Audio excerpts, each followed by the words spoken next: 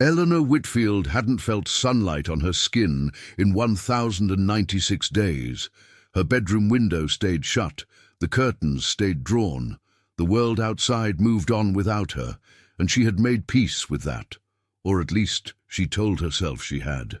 Then, on a Tuesday morning in September, the walls of her small house began to shake. Not from an earthquake, from engines. 150 Harley-Davidsons filled the street outside her window, their exhaust rattling the glass in its frame. She had spent 3 years building walls no one could break through. She never expected them to be torn down by the most feared men on the highway.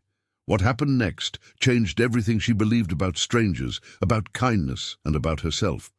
The bedroom on the second floor of the small house on Placer Street had become the entire universe for Eleanor Whitfield. It measured 14 feet by 12 feet, with a single window facing east, and walls painted the kind of pale yellow that someone had once chosen to feel cheerful. That someone had been Eleanor herself 4 years ago, when she still believed that paint colors could change a mood. Now, the yellow had faded to something closer to old paper, and the curtains, heavy navy fabric, stayed pulled shut from the moment the sun threatened to rise until long after it had set again. She was 34 years old. She had not left this room in 3 years. The wheelchair sat beside the bed, like a loyal animal waiting for a command that never came. It was a standard manual chair, nothing fancy, a gift from the hospital after the accident. Eleanor had used it exactly 11 times. She knew the number because she had counted, and because counting small things had become one of the ways she filled the silence.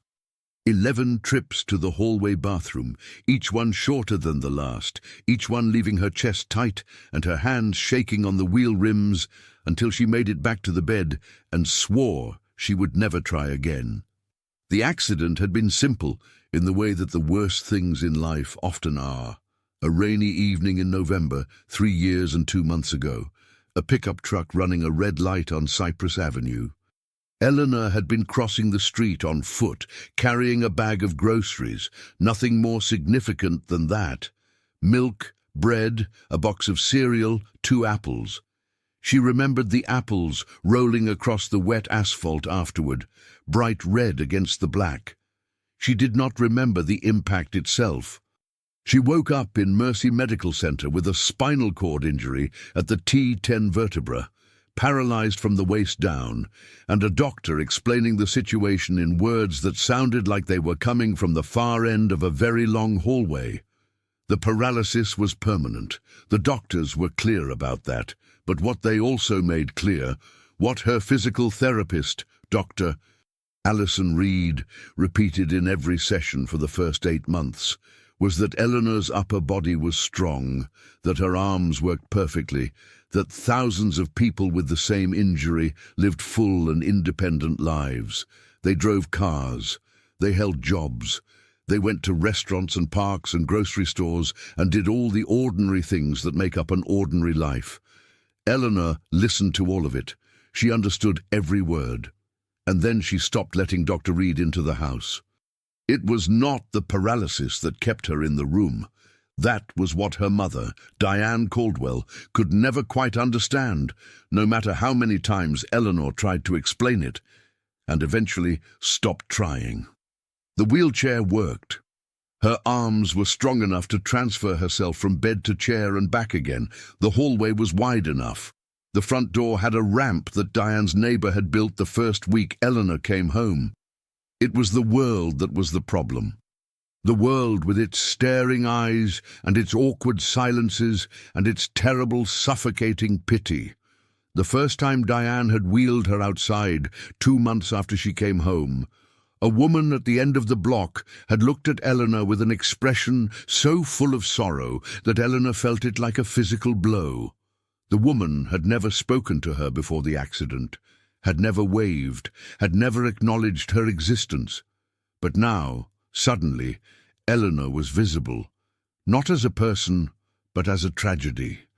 Something to feel sorry about over dinner. The second time, A man in the pharmacy had knelt down to speak to her at eye level, as though she were a child, and asked if she needed help reaching anything. His voice had that particular tone, gentle and slow, the way people talk to golden retrievers or to the very old. Eleanor thanked him and went home and cried for 2 hours. After the third outing, when a teenager at the gas station elbowed his friend and whispered something she couldn't hear but could feel, she made her decision. The room was enough. The room did not stare. The room did not pity. The room asked nothing of her. Diane brought meals upstairs. Diane changed the sheets. Diane sat on the edge of the bed some evenings and talked about the weather or the neighbors or the price of gas. And Eleanor listened and sometimes responded and sometimes didn't. And Diane accepted this with the quiet endurance of a woman who had already lost her husband to cancer and was not willing to lose her daughter to anything, even if that meant watching her disappear into a 14 by 12-foot box. On the morning of September 15th, a Tuesday, the routine was the same as it had been every morning for 1,096 days. Diane came upstairs at 8 with a tray, toast, scrambled eggs, a glass of orange juice. Eleanor was sitting up in bed with a book open on her lap. She read constantly, the library delivering boxes of books to the front porch every 2 weeks. Diane set the tray on the nightstand and sat down. "There's something happening on Saturday," Diane said carefully, "in the neighborhood." Eleanor turned a page. "What kind of something?" "I'm not entirely sure.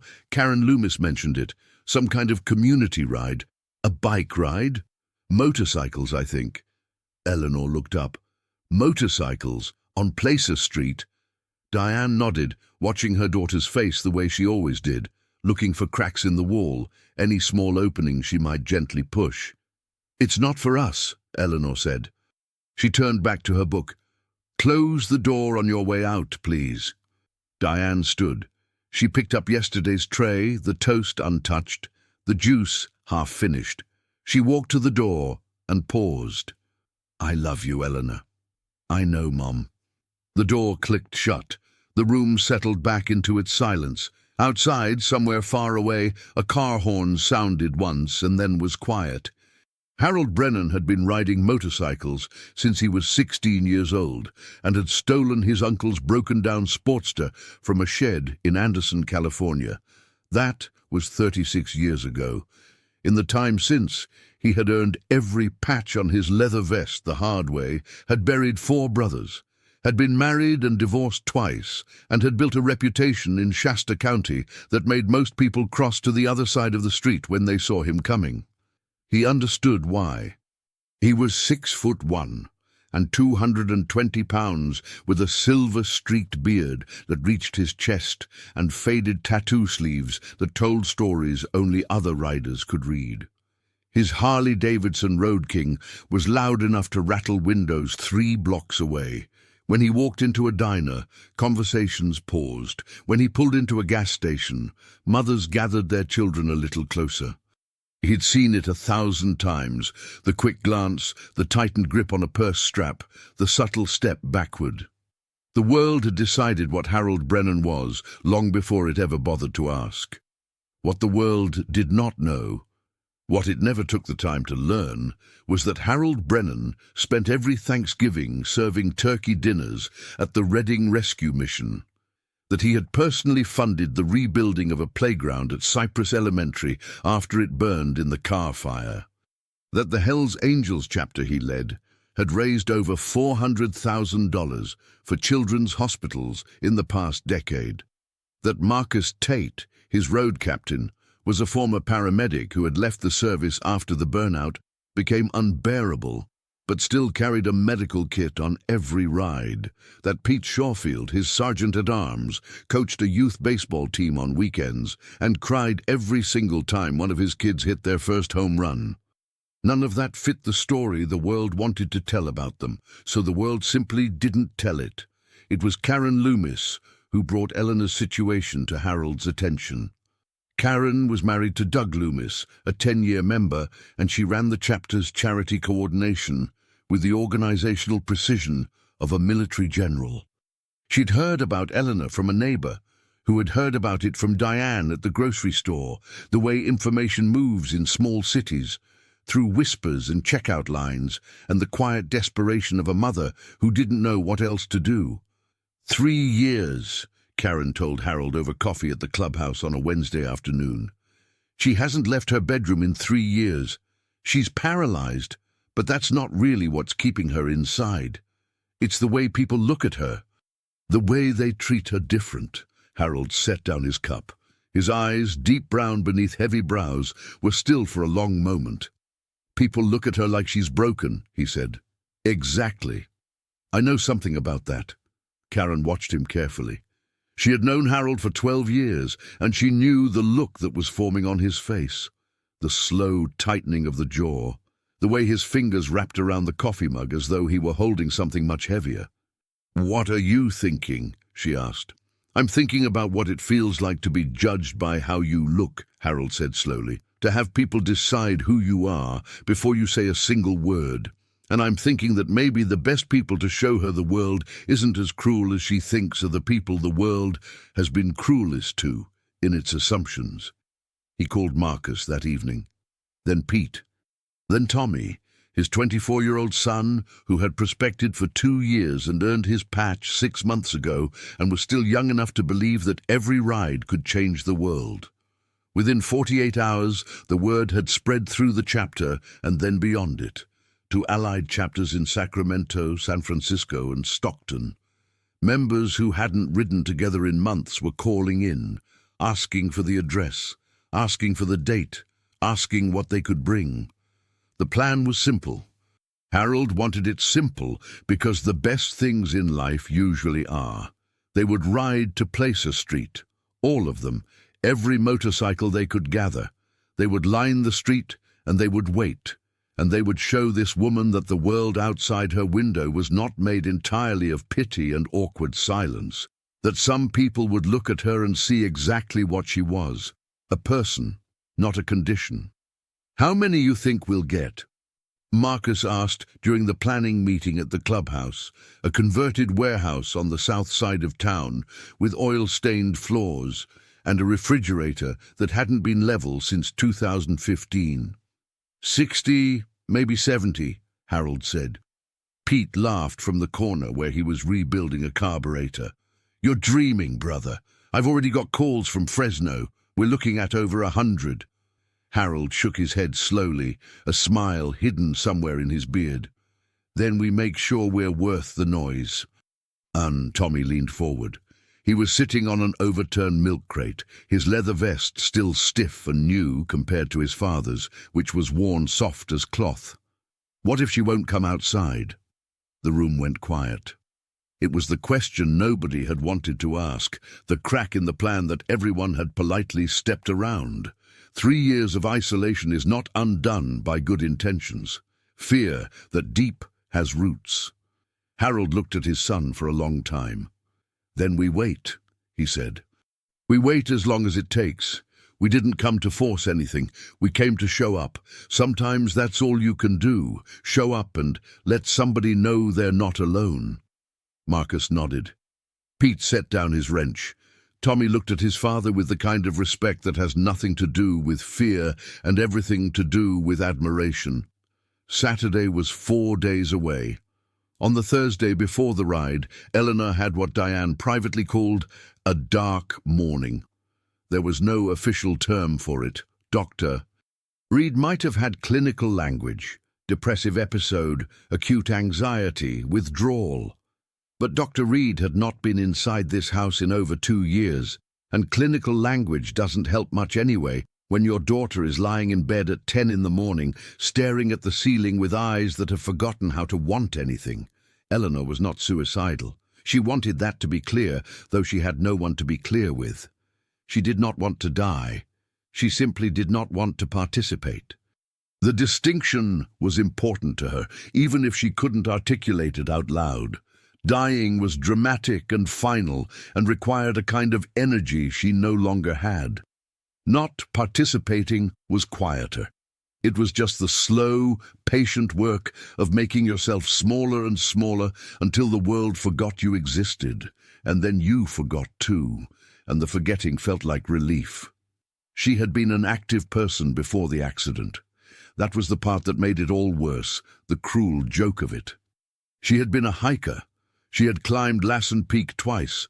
She had run a half marathon in Sacramento the spring before the accident, finishing in 2 hours and 14 minutes, which wasn't fast but was respectable, and she had been proud of it in the way that people who are not naturally athletic are proud of athletic accomplishments, deeply, quietly, fiercely.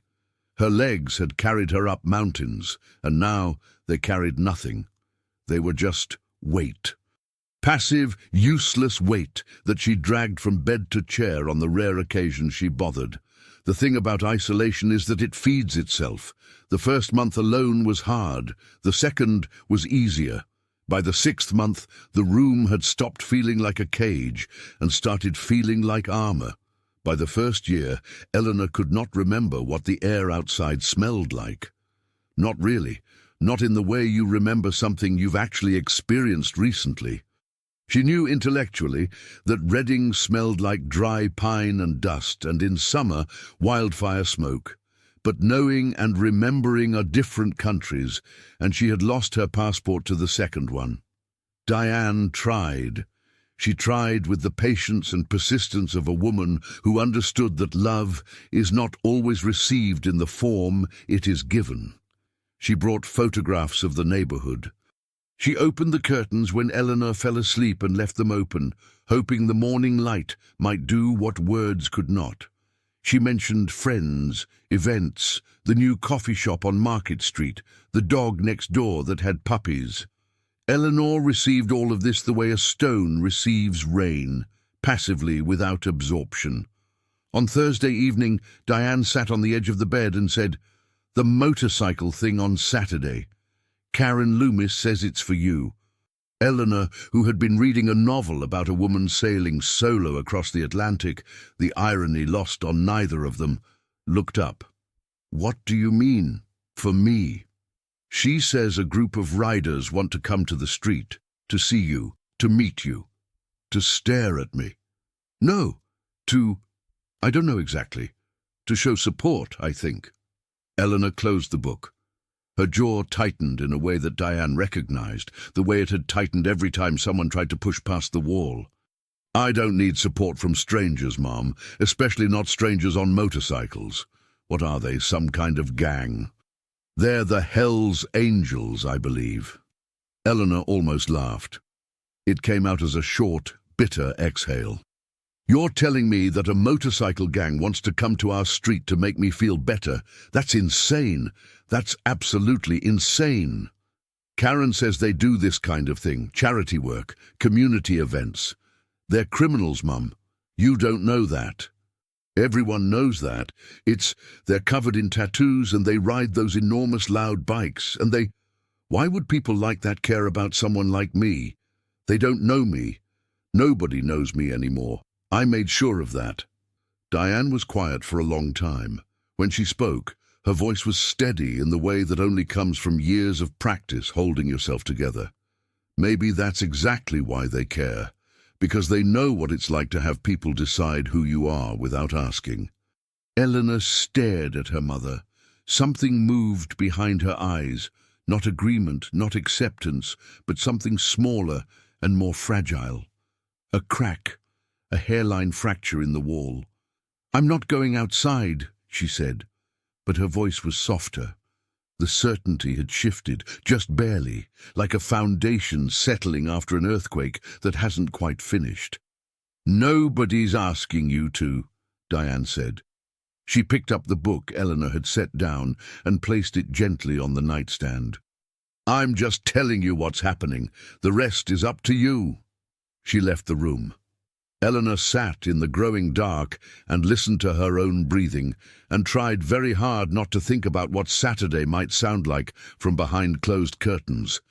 She failed. That night, for the first time in months, she dreamed about the outside, not about the accident. That dream had faded over the second year, replaced by nothing, which was worse. She dreamed about the sound of engines. She dreamed about wind.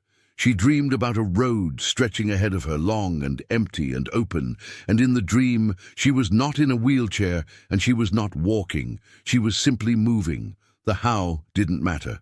The direction didn't matter. The movement was the point. She woke up at 4 in the morning with her heart beating fast and her hands gripping the sheets and a feeling in her chest she had almost forgotten the name of. It was hope. And it terrified her more than anything had in 3 years. Saturday, September 19th, arrived the way September days arrive in Northern California, warm and golden, the sky a pale blue that deepened as the morning stretched. The heat would come later, the way it always did in Redding, turning the air thick and still by afternoon. But at 8 in the morning, there was something gentle about the light, something forgiving, as though the weather itself understood what was about to happen and had dressed appropriately. Harold Brennan was already awake at 5. He had barely slept. He stood in the bathroom of his small house on Hilltop Drive and looked at himself in the mirror, the hard face, the deep lines, the beard, the scars, the tattoos. And for a moment he saw himself the way the world saw him, dangerous, unpredictable, someone to cross the street to avoid. He put on his cleanest shirt, he polished his boots, he slid on his leather vest with its patches and pins, each one earned through years of loyalty and miles of open road. And he went outside to where his Road King sat in the driveway, chrome gleaming in the early light. By 7:30, the staging area, a parking lot behind Pete's mechanic shop on East Side Road, was filling up. Harold had expected 100 motorcycles. He had prepared for 120. When Marcus did the final count at 8:15, the number was 153. They came from Redding and Anderson and Sacramento, from San Francisco and Stockton and Fresno. Some had ridden through the night. Old men with white beards and young men with fresh patches and everything in between. Their bikes were Harleys and Indians, and custom builds that had taken years and small fortunes to complete. The noise of 153 motorcycles idling in a parking lot is not a sound you hear. It is a sound you feel deep in your chest, in your bones, in your teeth. Listen up! Harold stood on a wooden pallet in the center of the lot, his voice cutting through the rumble like a blade. The engines dropped to idle. 150 faces turned to him. Her name is Eleanor. She's 34 years old. 3 years ago, she was hit by a truck crossing the street. She's paralyzed from the waist down. She hasn't left her bedroom since she came home from the hospital, not because she can't, but because the world made her feel like she didn't belong in it anymore. People stared. People pitied her. People treated her like she was less than what she is. He paused. The silence was enormous. Every single one of us knows what that feels like. Every one of us has walked into a room and watched people step back, has seen mothers pull their kids away, has been judged by the leather on our backs and the ink on our skin before we ever opened our mouths. The world put us in a box, and it put her in a box. And today we're going to show her that the box is a lie. Marcus was standing near the front, his arms folded across his chest, and Harold saw him nod, a slow, deliberate nod that carried the weight of every patient he had ever treated on the side of the road, every life he had tried to hold together with his hands. "We're not here to fix her," Harold continued. "We're not here to save her. We're here to show up. That's it. We show up and we let her know that the people this world fears the most are the ones who understand her the best. Nobody stares. Nobody pities. We see her. That's what we do." Pete's voice boomed from somewhere in the back. "Let's ride, brother." The engines roared to life. The ground trembled. At 8:45, Diane Caldwell was standing at the kitchen window on Placer Street when she heard it. A low rumble from the east, growing steadily, like distant thunder rolling across a clear sky. She set down her coffee cup and went to the front porch. The first motorcycle turned onto Placer Street at 8:48, then the second, then 10 more, then 20. then 50. The street was not wide, a standard two-lane residential road with old oak trees on both sides, and the motorcycles filled it completely, a river of chrome and leather and sound that seemed to have no end. Neighbors came out of their houses. Children stood on porches with wide eyes. An old man, 3 doors down, removed his hat and held it against his chest as though a parade were passing. 153 motorcycles. It took nearly 4 minutes for all of them to arrive and park, lining both sides of the street in perfect formation, engines idling and then cutting off one by one until the silence that followed was almost louder than the noise had been. Upstairs, Eleanor had been awake since 6. She had heard Diane moving around the kitchen. She had heard the distant rumble begin. She had told herself it was nothing, it was traffic, it was construction, it was anything other than what she knew it was. When the sound became undeniable, when the walls vibrated and the water in her glass on the nightstand rippled like a scene from a movie she would never admit to having watched, she pulled herself upright and sat on the edge of the bed, her useless legs hanging over the side, her hands flat on the mattress. Her heart was hammering. She reached for the curtain. Her hand shook. She had not touched this curtain in 4 months. The last time Diane had opened it, and Eleanor had pulled it shut and asked her mother, not kindly, to stop trying. She pulled it open. The street was full of motorcycles. More motorcycles than she had ever seen in one place, and standing beside them, in leather vests and bandanas and boots, were men and women who looked like they had been sent from a world entirely different from the one that had hurt her. They were not looking up at her window. They were not staring. They were just there, standing, talking quietly among themselves, some leaning against their bikes, some with their arms crossed, some with their hands in their pockets, just present. Then Harold Brennan looked up. Not at the window specifically. He didn't know which one was hers. He looked up at the house the way you look up at a mountain before you climb it, with respect and patience and absolutely no intention of turning around. Eleanor met his eyes. She couldn't have known who he was. She couldn't have known his name or his story or the 36 years of road behind him. But she saw his face, and his face was not pitying. It was not awkward. It was not performing kindness for an audience.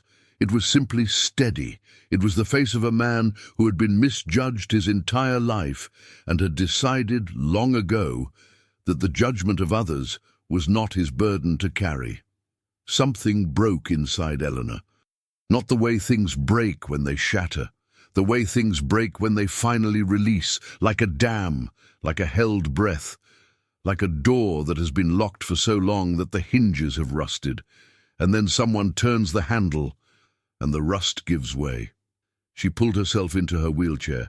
She wheeled to the bedroom door and opened it. She went down the hallway, past the bathroom she hadn't entered in weeks, past the photographs on the wall she hadn't looked at in months. She reached the top of the stairs and hesitated. "Mom!" The word came out louder than she intended. Raw. It was the most she had raised her voice in over a year. Diane appeared at the bottom of the stairs in 2 seconds.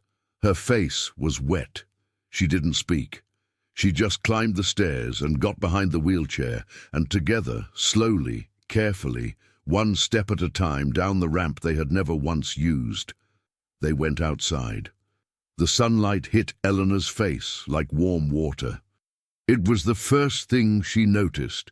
Not the motorcycles, not the people, not the sound of 153 riders beginning to applaud as the front door opened. The sunlight.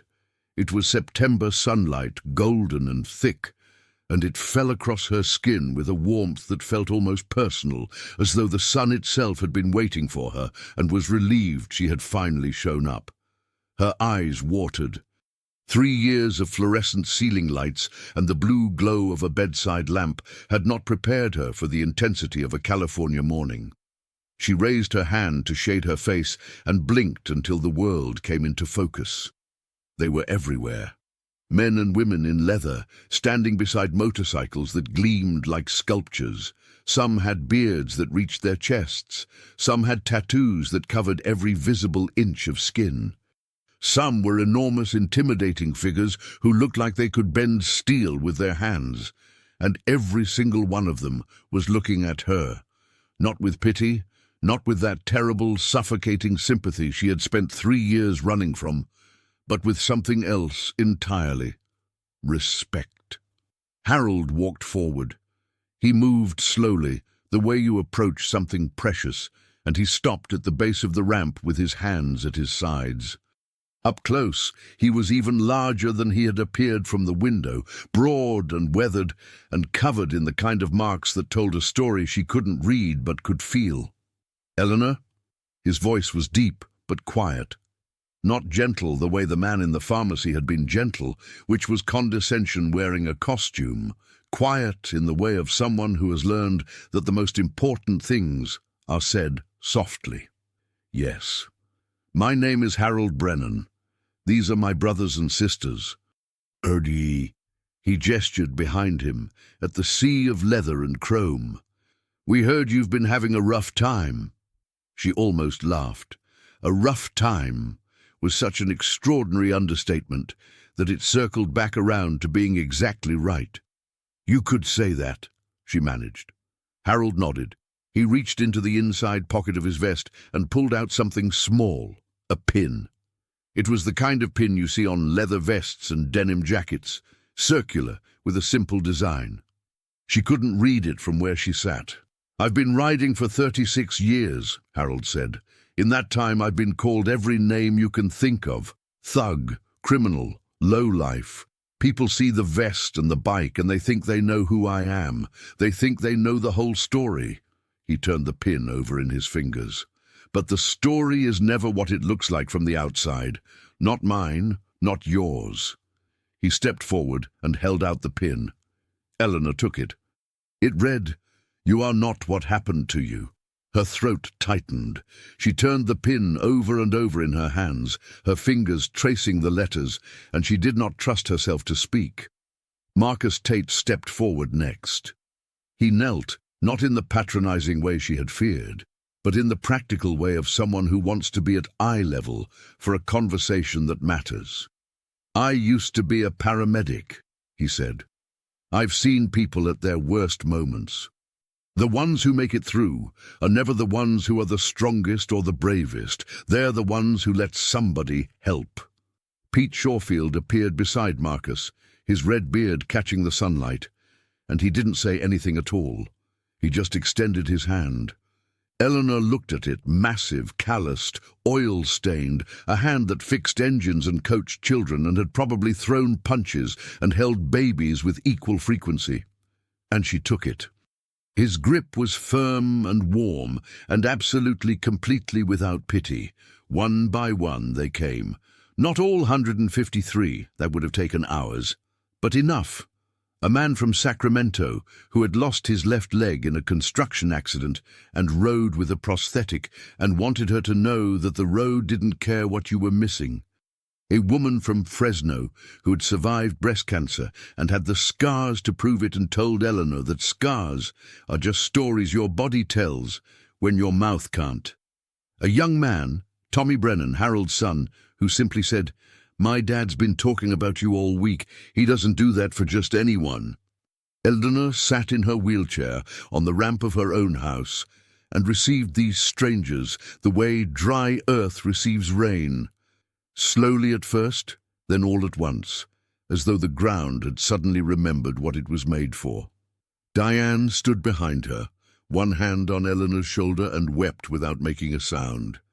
After an hour, Karen Loomis brought out coffee and sandwiches that she had prepared the night before, enough for 200 people, because Karen Loomis did not believe in underestimating appetite. The riders sat on the curb and on their bikes and on the small patch of grass in front of the Whitfield house, and they ate and talked and laughed, and the sound of their laughter was nothing like what Eleanor had imagined it would be. She had imagined harshness, roughness, the aggressive volume of people who take up space because they can. Instead, it was warm. It was the laughter of people who had made peace with being misunderstood and had decided to be kind anyway. Harold sat on the porch step beside Eleanor's wheelchair. They didn't talk much. He told her about the car fire and how the chapter had evacuated elderly residents when the official services were overwhelmed. She told him about climbing Lassen Peak before the accident, the way the air thinned near the summit, and the way the world looked small and manageable from that height. "You'll get back up there," Harold said. Eleanor shook her head. "I can't climb anymore." "I didn't say climb. I said get back up there. There are trails that are wheelchair accessible. Marcus looked them up." She turned to look at him. "You looked up wheelchair accessible trails?" Marcus did. "He's thorough." Something happened on Eleanor's face that hadn't happened in 3 years. It started at the corners of her mouth and moved upward, slowly, like sunrise, and by the time it reached her eyes, it was unmistakable. She smiled. Not the polite, empty smile she had given Diane when Diane tried too hard. A real smile, the kind that comes from somewhere deep and unexpected, like water from a rock.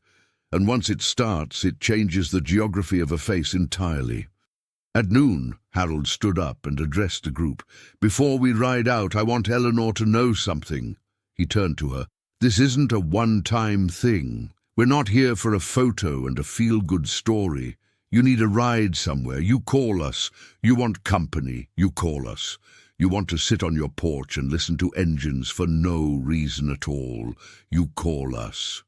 He reached into his vest and handed her a card with a phone number written in black marker. "That's my personal number, day or night. No questions." Eleanor took the card. She held it the way she had held the pin, tightly, as though it were made of something that might dissolve if she loosened her grip. "Why?"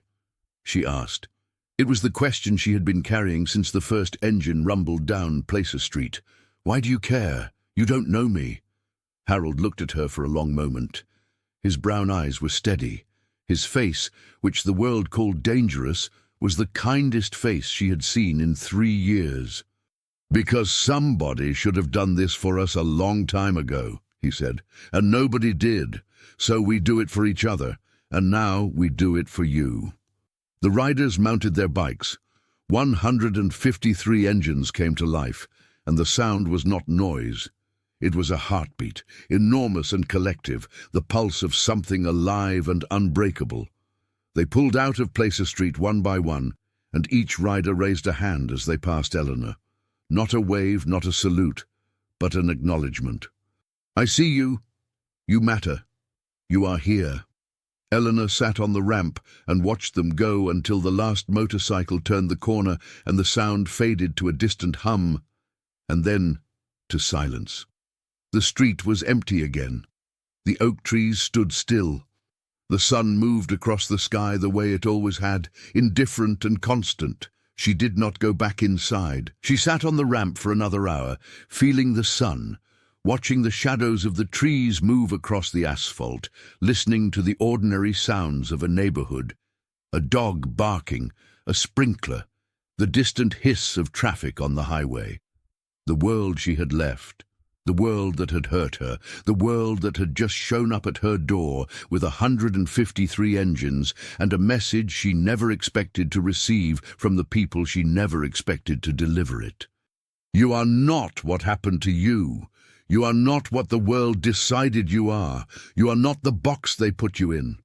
Diane brought a glass of iced tea and set it on the ramp beside her. Neither of them spoke. They didn't need to. The silence between them was no longer the heavy, suffocating silence of isolation. It was the comfortable silence of two people sitting together in sunlight, watching the world, and finding, for the first time in a very long time, that it was bearable. 3 weeks later, Eleanor called Harold's number. She asked if Marcus could take her to the trail he had found, the wheelchair-accessible one near Lassen. "We'll be there Saturday," Harold said. "All of us. I don't need all of you." "You're getting all of us," she laughed. It was a real laugh, full and surprised and unguarded, and Harold heard it through the phone and smiled into his beard and said nothing because some moments are too complete for words. On the Saturday in October, Eleanor Whitfield left her house for the second time. She went to a mountain. 12 Hell's Angels rode beside her. The trail was flat and smooth and wound through pine trees that smelled like everything she had forgotten. At the overlook, she stopped and looked out at the valley below, wide and golden and stretching to the horizon. And she breathed in the cool mountain air and felt it fill her lungs like a promise. Behind her, 12 men in leather vests stood quietly, their hands in their pockets, their faces turned to the same view. They were not who the world said they were. She was not who the world said she was. And the road ahead, whatever it looked like, was not something she had to travel alone. The mountain didn't care that she was in a wheelchair. The sky didn't care about her scars. The wind moved through the pines and touched everyone equally. The broken and the whole, the feared and the forgotten, the ones who had been put in boxes and the ones who had finally climbed out. Eleanor closed her eyes and lifted her face to the sun. She was outside, she was alive, she was free.